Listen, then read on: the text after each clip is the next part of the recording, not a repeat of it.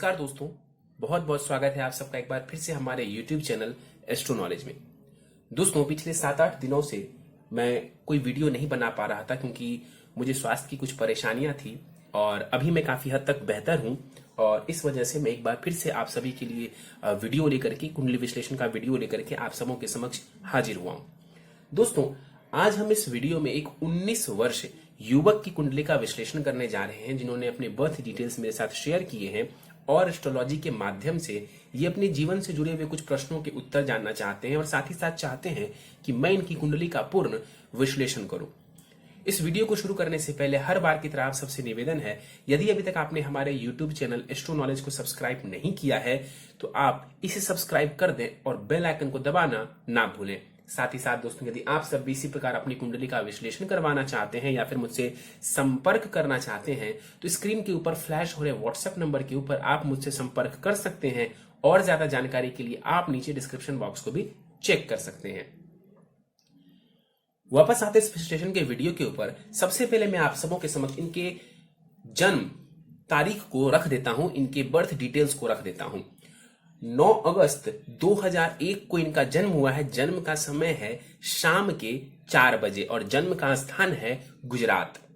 प्रश्नों की बात की जाए तो ये इंटरप्रेन्योर है, मतलब बिजनेस की तरफ इनका रुझान है और कहते हैं कि मैं बिलियनियर बनना चाहता हूं, यानी कि ये बहुत ही बड़ा बिजनेसमैन बनना चाहते हैं, बहुत सारा धन अर्जित करना चाहते हैं जीवन में और इसके पीछे इन्होंने कार्य प्रारंभ भी कर दिया है। कुछ स्टार्टअप वगैरह इन्होंने शुरू भी किया है और अपने फ्यूचर को लेकर के प्रश्न पूछना चाहते हैं। रत्न कौन से धारण करें, क्या सही रत्न इन्होंने धारण किया हुआ है, उसको लेकर के भी इन्होंने प्रश्न किए हैं। साथ ही साथ विवाह को लेकर के इन्होंने प्रश्न पूछा है।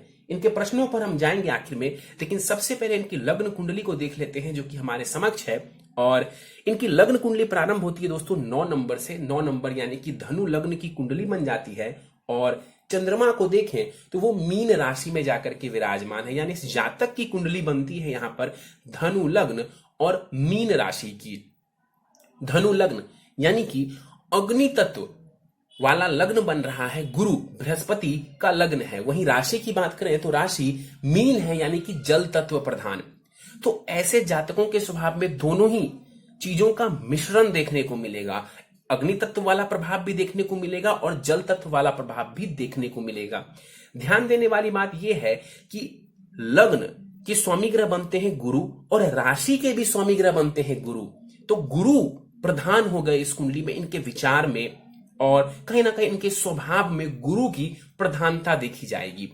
धनु लग्न वाले जातकों की बात की जाए तो बार बार मैं कहता हूं कि ऐसे लोग अपने काम के प्रति बहुत ही ज्यादा समर्पित रहते हैं, अपने लक्ष्य के प्रति समर्पित रहते हैं। आमतौर पर किसी का बुरा नहीं करते हैं क्योंकि देवगुरु बृहस्पति का ये लग्न बन जाता है। वाणी खड़ी होती है इनकी, सत्य वचन बोलते हैं, इस वजह से कई बार वाणी संबंधित परेशानी आ जाती है। लेकिन इसके अलावा करियर की बात की जाए और बाकी चीजों को देखा जाए तो उसमें ऐसे जातक अच्छी उन्नति करते हैं। कंसल्टेशन का क्षेत्र बहुत ही अच्छा रहता है ऐसे जातकों के लिए। इनके लग्न को देखें तो लग्न का मान 4 डिग्री है, यानी कि लग्न थोड़ा कमजोर माना जाएगा। यहां पर लग्नेश बृहस्पति जाकर के सप्तम भाव में बैठे हुए हैं जो कि पत्नी का होता है, व्यापार का होता है। लग्नेश ही उठ करके व्यापार भाव में चला गया तो कहीं ना कहीं दिमाग में व्यापार वाली बात इनको बहुत ही कम समय से, बहुत ही कम उम्र से जो है इनके दिमाग में ये बात आ गई कि मुझे व्यापार करना है। लग्न में यहां पर केतु बैठे हुए हैं अपनी उच्च की राशि में। धनु राशि में केतु को उच्च का माना जाता है और देखिए तो गुरु सप्तम भाव में है, केंद्र में विराजमान है और तो और दृष्टि भी डाल रहे हैं लग्न के ऊपर। इनकी पर्सनालिटी को भी गुरु की दृष्टि बढ़िया करने वाली होगी और साथ ही साथ यहां पर जो केतु बैठे हुए हैं वो बढ़िया रिजल्ट देंगे। यहां पर बैठा हुआ केतु इन्हें ऐसी जो है बुद्धि देने वाला होगा, ऐसे ऐसे आइडियाज देने वाला होगा, इनोवेटिव आइडियाज देने वाले होंगे जो कि सामने वाला कोई और व्यक्ति नहीं सोच सकता है। यहां पर बैठे हुए केतु इनके सिक्स्थ सेंस को बढ़िया कर देंगे, सिक्स्थ सेंस को बढ़िया करने वाले होंगे। केतु का बलाबल देखा जाए तो 50% का बलाबल है। 11 डिग्री की केतु में 50 डिग्री से भी ज्यादा बलाबल यहां पर केतु के पास है। अच्छा खासा बल यहां पर केतु के पास माना जाएगा। केतु की दृष्टि पड़ेगी पंचम भाव के ऊपर, यहां पर दृष्टि डालेंगे केतु तो शिक्षा में थोड़ी सी परेशानी खड़ी कर सकते हैं, लेकिन कोई विशेष परेशानी खड़ी नहीं करेंगे, क्योंकि मंगल की राशि को देखेंगे। मंगल की राशि को देखेंगे तो कोई बहुत मेजर परेशानी खड़ी नहीं करेंगे। हाँ, यदि मंगल की स्थिति खराब हुई तो बात अलग है। केतु की दृष्टि पड़ेगी कुंडली के सप्तम भाव के ऊपर। सप्तम भाव के ऊपर केतु की दृष्टि यहां पर मतभेद की स्थिति पत्नी के साथ उत्पन्न करवा सकते हैं। और केतु की दृष्टि पड़ेगी कुंडली के नवम भाव के ऊपर। यहां पर दृष्टि डाल करके केतु इनको विदेश की यात्राएं या लंबी दूरी की यात्राएं, धार्मिक प्लेस की यात्राएं करवाने वाले होंगे। एक बात और बता देता हूं, केतु की दृष्टि पंचम भाव के ऊपर पड़ रही है मंगल की राशि के ऊपर, तो हो सकता है तो जो प्रथम संतति हो आपकी, जो प्रथम संतान हो आपकी, वो सिजेरियन डिलीवरी से हो, यानी कि सर्जरी के माध्यम से हो। आगे बढ़ते हैं, चंद्रमा को देख लेते हैं। चंद्रमा 19 डिग्री के साथ यहां पर कुमार अवस्था में बैठे हुए हैं। इस कुंडली में चंद्रमा कौन है? तो वो अष्टमेश है। एक समग्रह है चंद्रमा, अष्टमेश है, फिर भी उनको समग्रह कहा जाएगा क्योंकि लग्नेश के वो मित्र हैं। यहां पर देखा जाए चंद्रमा जाकर की कुंडली के चतुर्थ भाव में बैठे हुए हैं, जो कि सुख का स्थान होता है। देखिए, चतुर्थ भाव में चंद्रमा दिग्बली हो जाते हैं, दिशा बल यहां प्राप्त हो जाता है। तो यहां पर बैठा हुआ चंद्रमा माता से संबंधित चीजों में आपको लाभ करवाएगा, माता से संबंधित सुखों में वृद्धि कर देगा। यहां पर बैठा हुआ चंद्रमा ऐश्वर्य सुख को आपको देने वाला होगा, क्योंकि कारक है चतुर्थ भाव में। लेकिन इस कुंडली में चंद्रमा है कुंडली के अष्टमेश, और अष्टमेश जाकर के कहां बैठा हुआ है? माता के भाव में। तो माता के स्वास्थ्य में परेशानी देखने को मिल सकती है, माता को स्वास्थ्य संबंधित परेशानी देखने को मिल सकती है। तो इस बात का आपको ध्यान रखने की आवश्यकता होगी। चंद्रमा की दृष्टि पड़ेगी दसम भाव के ऊपर, करियर के ऊपर। करियर में कई बार चंद्रमा उतार चढ़ाव देंगे। वैसे भी जिस क्षेत्र में आप जा रहे हैं बिजनेस में, बिजनेस कभी एक जैसा नहीं चलता है। कई बार उतार देखने को मिलता है तो कई बार चढ़ाव देखने को व्यक्ति को मिलता है, यानी अप्स एंड डाउन व्यक्ति को देखने को मिलता है, क्योंकि चंद्रमा का स्वभाव चंचल होता है और चंद्रमा की दशा में ये इफेक्ट्स आपको ज्यादा देखने को मिलेंगे। चंद्रमा को जरा ध्यान से देखें तो चंद्रमा अकेला बैठा है, पीछे भी कोई ग्रह नहीं है और आगे भी कोई ग्रह नहीं है। इस स्थिति को कहते हैं केमद्रुम दोष लग जाना। चंद्रमा यहां पर केमद्रुम दोष में है, जिस वजह से कई बार जो आपका मन है वो थोड़ा परेशान रहेगा। या तो आप ऊंची सोच को लेकर के परेशान रह सकते हैं, अपने ड्रीम्स को लेकर परेशान रह सकते हैं, ढेर सारे कार्य को लेकर के परेशान रह सकते हैं। लेकिन हाँ, परेशान आप रहेंगे, ये बात आपकी कुंडली में चंद्रमा यहां बता रहा है। आगे बढ़ते हैं, चलते हैं शनि के ऊपर। शनि 19 डिग्री के साथ यहां पर विराजमान है। कुमार अवस्था के शनि यहां पर बैठे हुए हैं। इस कुंडली में शनि को देखें, धनेश है वो, और वाणी भाव के भी स्वामी ग्रह हैं, और साथ ही साथ जो है पराक्रम भाव के भी स्वामी ग्रह हैं शनि। जाकर के शनि कुंडली के छठे भाव में बैठा हुआ है। देखिए, छठे भाव में जो शनि देव है वो कारक हो जाते हैं। कोई भी पापी ग्रह, क्रूर ग्रह छठे भाव में, तीसरे भाव में, 11वें भाव में कारक हो जाता है। यहां पर बैठा हुआ शनि संघर्ष के बाद, कंपटीशन के बाद, मेहनत के बाद आपको बढ़िया सफलता दिलवाने वाला होगा। यहां पर बैठा हुआ शनि शत्रुओं के ऊपर, चाहे वो किसी भी प्रकार से आपको शत्रु देखने को मिले कंपटीशन में, या वैसे भी कोई आपसे बैर रखे, वहां पर भी ये शनिदेव आपको रक्षा करने वाले होंगे, आपको विजयी बनाने वाले होंगे। शनि यहां पर मित्र राशि में है, अच्छी स्थिति है, और चंद्रमा भी मैं आपको बता दूं कि अच्छी राशि में है, तो वहां पर स्थिति और भी बेहतर होगी। तो शनि भी यहां पर मित्र राशि में है, मित्र के घर में बैठा हुआ है, तात्कालिक मैत्री में है, तो स्थिति और ज्यादा बढ़िया देखने को मिलेगी आपको। शनि की दृष्टि पड़ेगी कुंडली के अष्टम भाव के ऊपर, 8वें भाव के ऊपर शनि देखेंगे। देखिए, 8वें भाव के ऊपर जब शनि देखेंगे तो सबसे इंपॉर्टेंट ये कि ये सूर्य को देखेंगे, तो पिता के साथ संबंधों में थोड़ी परेशानी देखने को मिल सकती है। और इसके अलावा शनि की दृष्टि पड़ेगी कुंडली के 12वें भाव के ऊपर, तो यहां पर धन का व्यय शनि करवाने वाला होगा। मंगल को देखिएगा, शनि और मंगल की जब भी युति होती है या परस्पर दृष्टि संबंध होता है तो ये जातक को मेहनती बनाता है, संघर्ष कराता है, लेकिन मैं इसको कहता हूं कि जातक को ये मेहनती बनाता है। यदि आप मेहनती हैं तो ये जो शनि और मंगल आमने सामने हैं, इससे आपको कोई नुकसान नहीं होगा। और शनि की जो 10वीं दृष्टि है वो तीसरे भाव के ऊपर पड़ेगी। यहां पर दृष्टि डाल करके जो शनिदेव हैं आपके साहस को, आपके पराक्रम को बढ़ा देंगे और वहां से जुड़ा हुआ आपको ये बढ़िया रिजल्ट भी देने वाला होगा। एक बात और देखने वाली है शनि से जुड़ी हुई, देखिए जो छठा भाव है वो रोग और ऋण का है। ऋण यानी कि लोन। और शनि मैंने थोड़ी देर पहले बताया कि धन भाव के भी स्वामी ग्रह बनते हैं, पैतृक संपत्ति भाव के भी स्वामी ग्रह शनि बनते हैं, और जाकर के कहां बैठे हैं तो लोन के भाव में। तो ऐसा हो सकता है कि आप कुछ बनाने के लिए या अपने कार्य के लिए लोन लें, आप बैंक से लोन लें या किसी व्यक्ति से लोन लें, इसके योग भी आपकी कुंडली में बनते हुए नजर आ रहे हैं। एक ही बात आपसे मैं कहूंगा कि अपने धन का इस्तेमाल, जो धन आपके पास मौजूद है, जो आपकी सेविंग्स है, उसका इस्तेमाल आप सोच समझ के करेंगे बस। बाकी और यहां पर बैठा हुआ शनि आपको हमेशा ही लाभ करवाएगा। तो जो धन आपके पास आता है, चाहे वो पैतृक संपत्ति का धन हो, अपनी सेविंग का धन हो, उसका सदुपयोग करें, दुरुपयोग नहीं करें। आगे बढ़ते हैं, चलते हैं कुंडली के 7वें भाव की तरफ। गुरु, शुक्र और राहु यहां पर युति बना करके बैठे हुए हैं। जैसे कि यहां पर केतु उच्च की राशि में थे, तो उसी प्रकार यहां पर राहु मिथुन में उच्च के माने जाते हैं, तो यहां पर राहु उच्च के हो गए।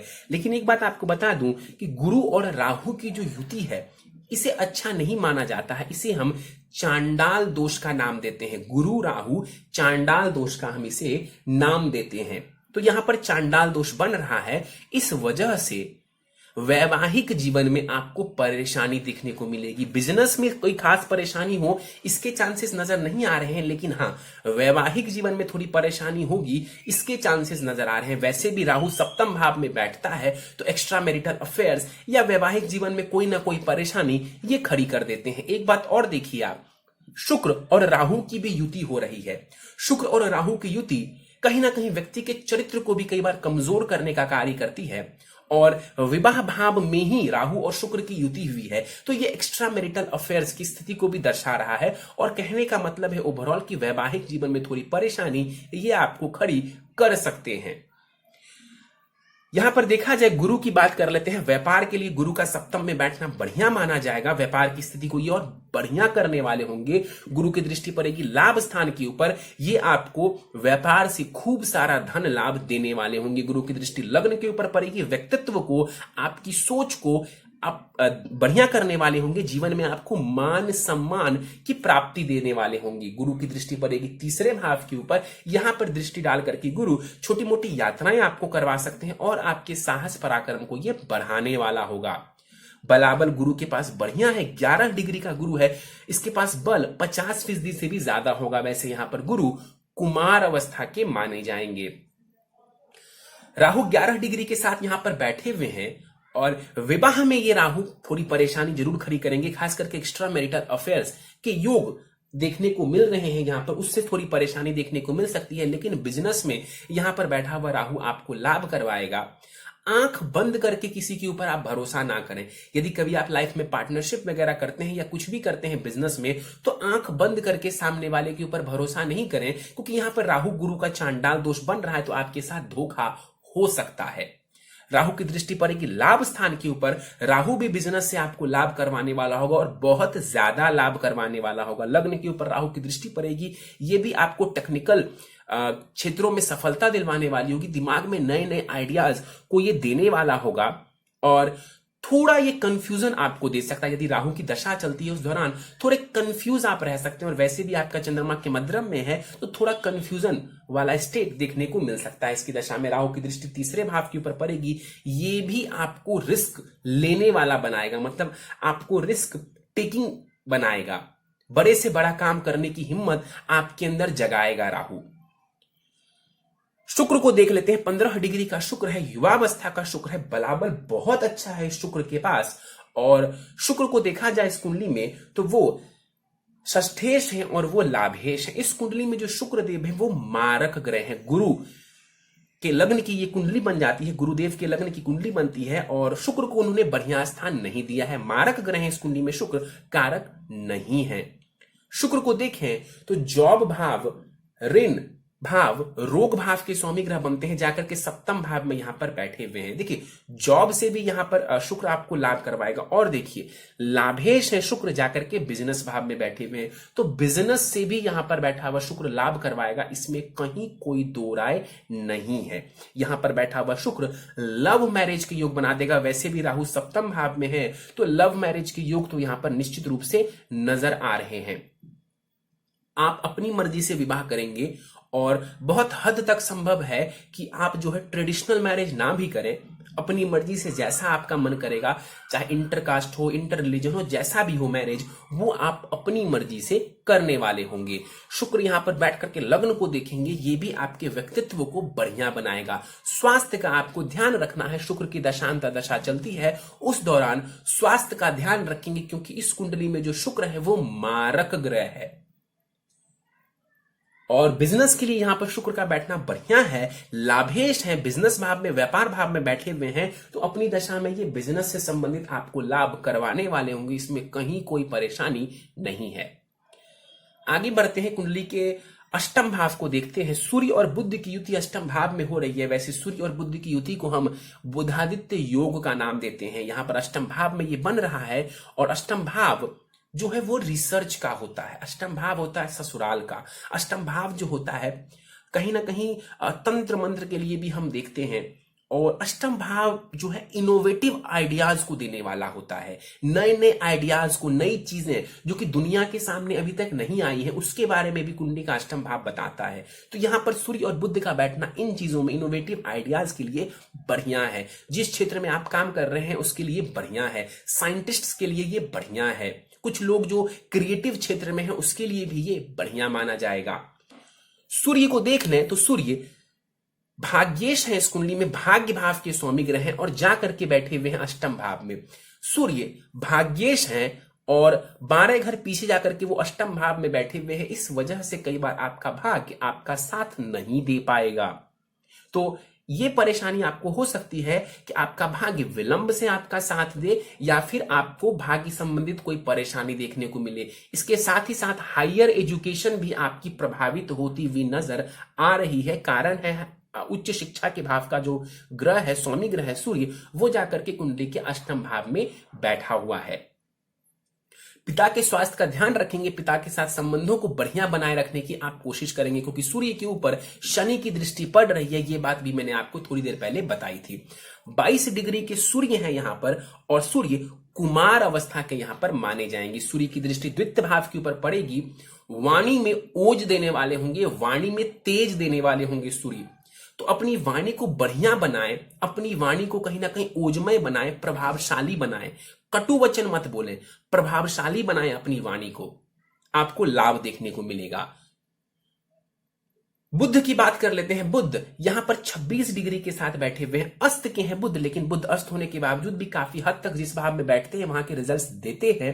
तो यहां पर बुध भी काफी हद तक रिजल्ट्स देंगे। इस कुंडली में बुध को देखें तो वो सप्तमेश हैं और वो कर्मेश हैं, और जाकर के अष्टम भाव में बैठे हुए हैं, जिस वजह से यहां पर बुध को केंद्र अधिपति दोष लग जाएगा। तो विवाह वाला जो फैक्टर है वो यहां पर कमजोर हो जाएगा, क्योंकि ऑलरेडी यहां पर मैंने बताया था कि विवाह में थोड़ी परेशानी देखने को मिल सकती है। उसके साथ साथ विवाह भाव के स्वामी ग्रह का जाकर के अष्टम भाव में बैठना ये बढ़िया नहीं माना जाएगा। पत्नी के स्वास्थ्य का ध्यान रखें, कुंडली मिलान करके विवाह करें, ये आपके लिए जरूरी है। और कर्मेश है, कर्म स्थान, यानी कि जो भी कार्य आप करते हैं, चाहे वो करियर से जुड़ा हुआ हो या किसी भी क्षेत्र से जुड़ा हुआ हो, उसको हम दसम भाव से देखते हैं। और यहां इस भाव के स्वामी ग्रह बुध जाकर के कुंडली के अष्टम भाव में बैठे हुए हैं। देखिए उतार चढ़ाव आपको करियर में देखने को मिल सकता है, इसके पूरे पूरे चांसेस नजर आ रहे हैं। मंगल को देख लेते हैं। मंगल 24 डिग्री के साथ कुंडली के 12वें भाव में यहां पर विराजमान है। विपरीत राजयोग की स्थिति यहां पर मंगल देव बना दे रहे हैं। बाल अवस्था का ये मंगल है, यहां पर 12वें भाव में बैठा हुआ है, और यहां पर बैठा हुआ मंगल आपको विदेश की यात्राएं करवाने वाला होगा, क्योंकि विदेश भाव जो है वो 12वां भाव विदेश के लिए हम देखते हैं, और यहां पर मंगल स्वग्रही बैठा है, तो खूब सारी विदेश की यात्राएं ये आपको करवा सकते हैं। यहां पर जो बैठा हुआ मंगल है, दृष्टि डालेगा कुंडली के चतुर्थ भाव के ऊपर, तो आपके पराक्रम को और ज्यादा बढ़ा देगा। वैसे ही यहां पर शनि, राहु, गुरु इनकी दृष्टि पड़ रही थी, अब मंगल की भी दृष्टि है। मंगल तीसरे भाव पराक्रम के कारक ग्रह हैं, तो ये आपके पराक्रम को बढ़ाने वाले होंगे। मंगल की दृष्टि पड़ेगी छठे भाव के ऊपर, शत्रुओं के ऊपर विजय दिलवाने वाला होगा मंगल, मेहनती बनाएगा ये मंगल। और मंगल की 8वीं दृष्टि पड़ेगी कुंडली के सप्तम भाव के ऊपर, तो वैवाहिक जीवन में थोड़े कॉन्फ्लिक्ट देखने को आपको मिल सकते हैं, पत्नी के साथ थोड़े अनबन देखने को आपको मिल सकता है, और आप मांगलिक नहीं हैं।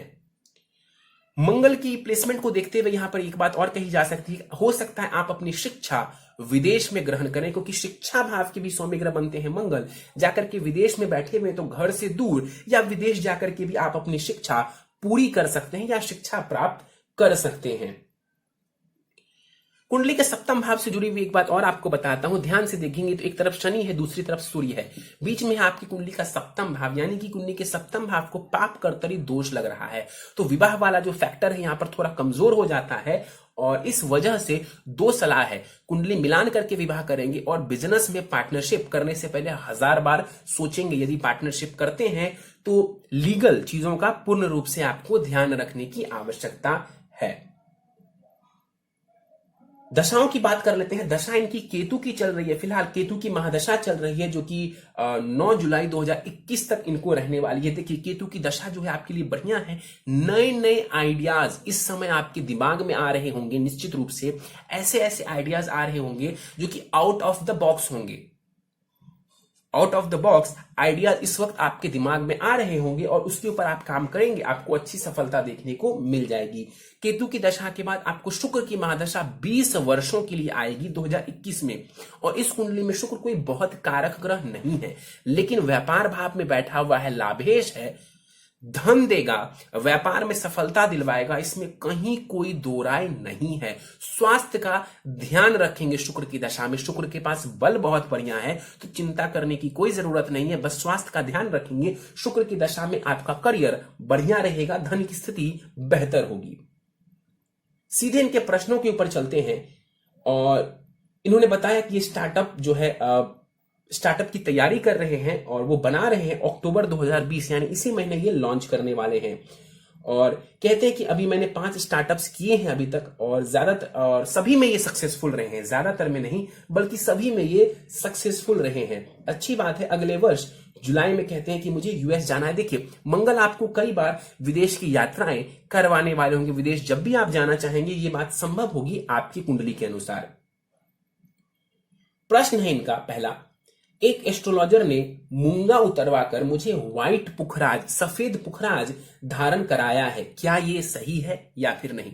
देखिए जो सफेद पुखराज होता है वो मुख्यतः शुक्र के लिए होता है, मुख्य रूप से वो शुक्र को रिप्रेजेंट करता है, और शुक्र इस कुंडली में कारक ग्रह नहीं है, इस वजह से व्हाइट पुखराज धारण करना उचित नहीं है।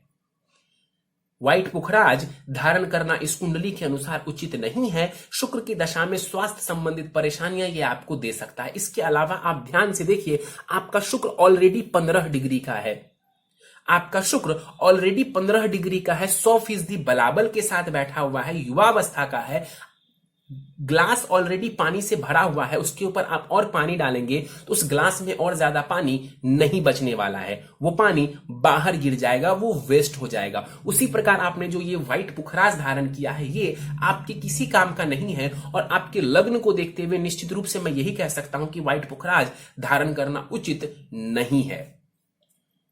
मन अशांत रहता है और आलस्य भी आता है। मन अशांत रहने के पीछे का कारण है केमद्रम दोष, और इसके अलावा जो आलस्य का कारण है, गुरु जो है वो आलस्य को देता है, गुरु आलस्य प्रदान करता है। लग्न को गुरु देख रहा है तो थोड़ा आलस्य आपको बनाएगा। यदि यहां पर जल तत्व की राशि होती तो ये आलसपन जो है आपके ऊपर और भी ज्यादा होता, ये लेजीनेस आपके अंदर और भी ज्यादा देखने को मिलता। अगला प्रश्न ये कहते हैं कि एस्ट्रोलॉजर्स ने कहा था कि स्वास्थ्य रिलेटेड आपको परेशानी होती रहेगी लेकिन मैं हेल्दी हूं। बिल्कुल, यहां पर जो गुरु है वो आपके लग्न को देख रहा है, इस वजह से आपके स्वास्थ्य को ये बेहतर रखेगा। शुक्र की दशा में छोटी मोटी परेशानियां हो सकती हैं, उसका आपको ध्यान रखने की आवश्यकता है। कोई मेजर इशू नजर नहीं आ रहा। इसके बाद ये कहते हैं कि क्या मैं स्टीव जॉब्स से बड़ा बनूंगा। देखिए, मैं ये नहीं कह सकता हूं आपको कि आप स्टीव जॉब्स या बिल गेट्स या जेफ बेजोस से बड़े बनेंगे। इस बात का जवाब मेरे पास नहीं है। बिलियनियर बनना चाहता हूं, क्या मैं बन सकता हूं? देखिए, आपकी कुंडली में बिजनेस से लाभ कमाने के योग बहुत ही बढ़िया है। राहु और गुरु दोनों की दृष्टि लाभ स्थान के ऊपर पड़ रही है और लाभेश बिजनेस भाव में बैठा हुआ है। ये योग बिजनेस करने के लिए बढ़िया है, लेकिन धनेश का जाकर के छठे भाव में बैठना ये धन कमाने के लिए एक वीक पॉइंट बनता है। तो मैं आपको यही कह सकता हूं, आप बिजनेस करिए, आप बिजनेस से अच्छा खासा धन लाभ अर्जित कर सकते हैं। अपनी सेविंग्स का आप ध्यान रखते हुए चलिए, आपके लिए परेशानी खड़ी नहीं होगी। आप बिलियनियर बन ही जाएंगे, इस बात की गारंटी या इस बात के ऊपर मुहर लगा करके मैं कोई बयान नहीं दे सकता हूं। इस बात का जवाब मेरे पास भी नहीं है। इन्होंने कहा है कि एस्ट्रोलॉजर्स ने कहा था कि धन अर्जित करने के लिए आपको मेहनत करनी होगी, लेकिन मैं आसानी से कमा लेता हूं। देखिए, बिजनेस करके आप आसानी से धन अर्जित कर सकते हैं, ये योग आपकी कुंडली में मौजूद है। बस अपनी सेविंग्स का आप ध्यान रखें। विवाह को लेकर के इन्होंने प्रश्न पूछे, कुंडली मिलान कर ले, लव मैरिज की पूरे योग कुंडली में मौजूद हैं। और बिजनेस देखा जाए तो टेक्नोलॉजी से जुड़ी चीजों में, सॉफ्टवेयर से जुड़ी चीजों में, कंसल्टेशन से जुड़ी हुई चीजों में यदि आप व्यापार करते हैं, आपको बढ़िया लाभ मिलेगा। नई टेक्नोलॉजी के ऊपर यदि आप कुछ काम करते हैं, उससे जुड़ा स्टार्टअप करते हैं, बिजनेस करते हैं, आपको बढ़िया लाभ देखने को मिल जाएगा। सीधे इनके नवमांश कुंडली पर चलते हैं। नवमांश कुंडली को देखा जाए तो एक जो मेजर पॉइंट नजर आ रहा है वहां पर, वो ये नजर आ रहा है, इनकी नवमांश कुंडली में जो बुध है वो नीच की राशि में है और गुरु भी नीच की राशि में जाकर के राहु के साथ बैठे हुए हैं। ये स्थिति बहुत ही बढ़िया नहीं कही जाएगी, क्योंकि जो गुरु है तो वो इस कुंडली का लग्नेश है, उसका जाकर के नीच का होना ये बढ़िया नहीं कह सकते हैं। स्वास्थ्य के दृष्टिकोण से भी ये बढ़िया नहीं है और कहीं ना कहीं जो है ये लाइफ में आपको थोड़ी सी परेशानी दे सकता है। इसलिए गुरु को बेहतर करना जरूरी है। और बुध का कमजोर होना, बुध का नेगेटिव होना नवमांश चार्ट में इस बात को पूरी तरह से दर्शा रहा है कि वैवाहिक जीवन में थोड़ी परेशानी आपको देखने को मिल सकती है। तो कुंडली मिलान करना आपके लिए बहुत ही ज्यादा आवश्यक है। इसके अलावा बाकी ग्रहों की स्थिति D9 चार्ट में बढ़िया है। उपाय को चलते हैं, उपाय के ऊपर चलते हैं। कुछ उपाय जो कि इनके बहुत ज्यादा काम आने वाले हैं वो मैं इन्हें बता देता हूं। पुखराज रत्न, सफेद पुखराज नहीं, पीला पुखराज आपको धारण करना चाहिए। 7 रत्ती का सोने की अंगूठी में जरवा करके दाहिने हाथ की इंडेक्स फिंगर प्रथम उंगली में शुक्ल पक्ष की गुरुवार की प्रातः काल को आपको इसे धारण करना चाहिए। नित्य हनुमान चालीसा का पाठ करेंगे, इससे भी आपको लाभ देखने को मिलेगा। नित्य भगवान सूर्य को अर्घ देंगे और गायत्री मंत्र का कम से कम 21 बार जाप करेंगे। शुक्र की जब दशा चलेगी आपको, तो शुक्र की दशा में नित्य ओम शुम शुक्राय नमः इस मंत्र का 108 बार आप जप करेंगे, आपको बढ़िया लाभ देखने को मिलेगा। इसके अलावा कभी आपको कोई परेशानी होती है अपने बिजनेस को लेकर के, विवाह को लेकर के, तो गणेश जी को दूर्वा अर्पित करेंगे, आपको लाभ देखने को मिल जाएगा। बुधवार के दिन मंदिर जाकर के गणेश जी के चरणों में दूर्वा अर्पित करेंगे, आपको बढ़िया लाभ देखने को मिल जाएगा। चलिए, तो दोस्तों ये था इस 19 वर्ष युवक की कुंडली का विश्लेषण। मुझे उम्मीद है कि आपको हमारा यह कुंडली विश्लेषण का वीडियो पसंद आया होगा। यदि वीडियो पसंद आया तो आप इसे लाइक करें, शेयर करें। अभी तक आपने हमारा YouTube channel astro knowledge subscribe नहीं किया है तो आप प्लीज इसे सब्सक्राइब कर दें और बेल आइकन को दबाना ना भूलें। साथ ही साथ दोस्तों, यदि आप सब भी इसी प्रकार अपनी कुंडली का विश्लेषण करवाना चाहते हैं या फिर मुझसे संपर्क करना चाहते हैं तो स्क्रीन के ऊपर फ्लैश हो रहे व्हाट्सएप नंबर के ऊपर आप मुझसे संपर्क कर सकते हैं। और ज्यादा जानकारी के लिए आप नीचे डिस्क्रिप्शन बॉक्स को भी चेक कर सकते हैं। इस वीडियो में फिलहाल इतना ही दोस्तों, आप सभी का बहुत बहुत धन्यवाद।